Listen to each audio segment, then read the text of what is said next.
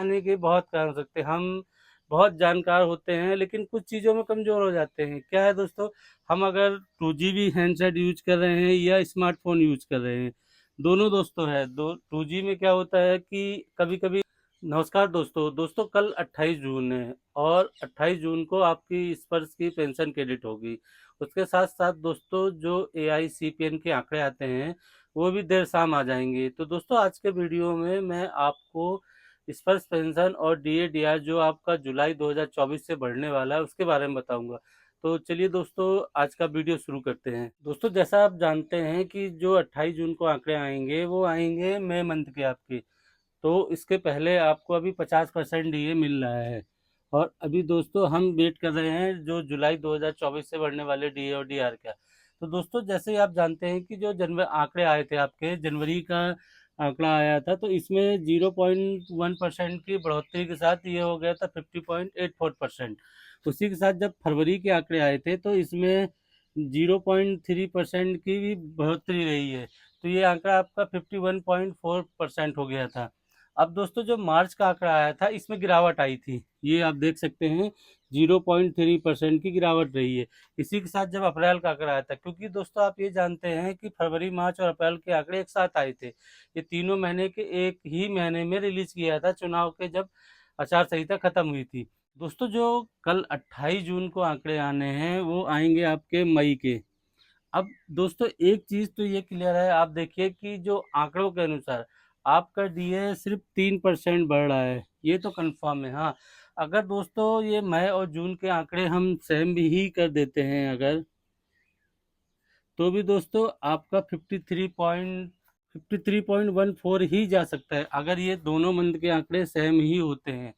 तो दोस्तों एक चीज़ याद रखिए कि आपका डीए जो जुलाई 2024 से बढ़ेगा, जो आप जानते हैं कि ये सितंबर अक्टूबर में जब कैबिनेट की अप्रूवल होती है, जब जाके वो मिलता है। अभी तो ये सिर्फ बढ़ने का है दोस्तों, क्योंकि अभी जब मई के आंकड़े जून में आ रहे हैं, फिर जून के आंकड़े जुलाई में आएंगे और फिर सितंबर या अगस्त में जब कैबिनेट की अप्रूवल होगी, डीओ-डीआर के जो एरिया मिलता है वो मिलेगा। हाँ, लेकिन एक एक्सपेक्ट है दोस्तों कि आपका 3% ही बढ़ेगा। अब चलते हैं दोस्तों जो कल स्पर्श की पेंशन आएगी। तो दोस्तों कुछ कन्फ्यूजन रहती है कि हमारी नहीं आई, तो बहुत से कारण होते हैं दोस्तों, तो हो सकता है कि उनमें से एक कारण आपका ना हो। तो चलिए मैं आपको अब दूसरा पॉइंट बताता हूँ। दोस्तों जो स्पर्श पेंशन है वो कल 28 जून को दोस्तों क्रेडिट होगी। आप ये जानते हैं दोस्तों कि स्पर्श जो है वो लास्ट वर्किंग डे पे करता है पेमेंट। ये आप हमेशा याद रखिए, जो लास्ट वर्किंग डे होता है, क्योंकि बहुत सा कन्फ्यूजन है पेंशनरों को कि लास्ट महीने के लास्ट दिन नहीं होता है दोस्तों, लास्ट डे नहीं है, लास्ट वर्किंग डे है। क्योंकि हो सकता है कि लास्ट डे संडे हो या सैटरडे हो, जैसे अब 28 को फ्राइडे है और 29 को सैटरडे है और 30 को संडे है, इसलिए आपकी 28 को पेंशन क्रेडिट होगी। हाँ, अब पेंशन दोस्तों एक चीज़ आप ये याद रखिए कि जो आपकी पेंशन की स्टार्ट होनी है वो 11 AM से ही स्टार्ट होगी। उसके पहले बहुत रेयर केस हो जो स्टार्ट हो जाए, लेकिन 11 बजे से ही आपकी पेंशन स्टार्ट होगी।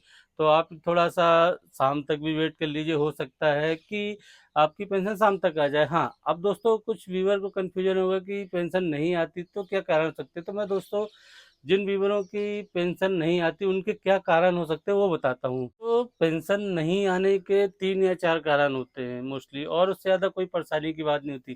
पहला दोस्तों होता है जो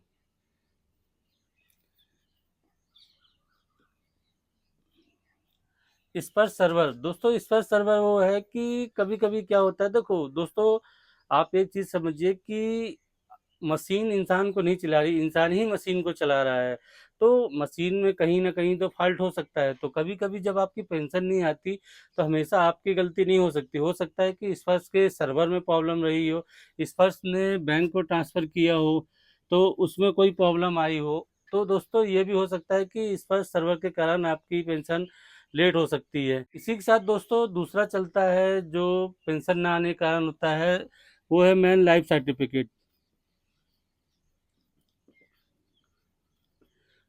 दोस्तों लाइफ सर्टिफिकेट के लिए अभी इस मंथ तक तो प्रॉब्लम नहीं है। जब आपकी जून की पेंशन आ रही है, आप ये याद रखिए कि जून की पेंशन तक तो प्रॉब्लम नहीं है। हाँ, जब नेक्स्ट मंथ जुलाई की आ सकती है, जब प्रॉब्लम आ सकती है, क्योंकि जून तक का तो ऑलरेडी 30 जून तक का तो टाइम ही था, क्योंकि अगर आपने नवंबर में लाइफ सर्टिफिकेट नहीं जमा किया था तो लोकसभा इलेक्शन के कारण इसे 30 जून तक स्टैंड किया हुआ था। तो आपकी पेंशन इस लाइफ सर्टिफिकेट के कारण तो जून में नहीं रुकेगी। हाँ, नेक्स्ट मंथ हो सकता है कि अगर आपने लाइफ सर्टिफिकेट नहीं भरा है और जुलाई में आपकी ड्यू डेट थी, तो आपको पेंशन रुक सकती है। इसी के साथ दोस्तों, इसी में एक तीसरा पॉइंट है जो आपका बैंक नेटवर्क इशू।